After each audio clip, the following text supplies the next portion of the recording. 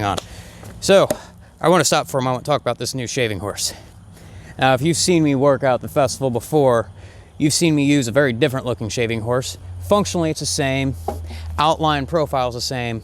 But normally I use a shaving horse that's made from one solid log.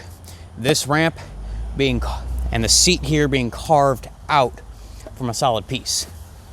I made this just to have something lightweight I can have here at home. And you know what? There's one thing I really like about this design. I have a sheltered place to keep my drink. I got this nice little cubby hole right down here, and I like it. I was having to worry about where I can set a drink down without getting wood chips in it. I think that keeps it protected quite nicely.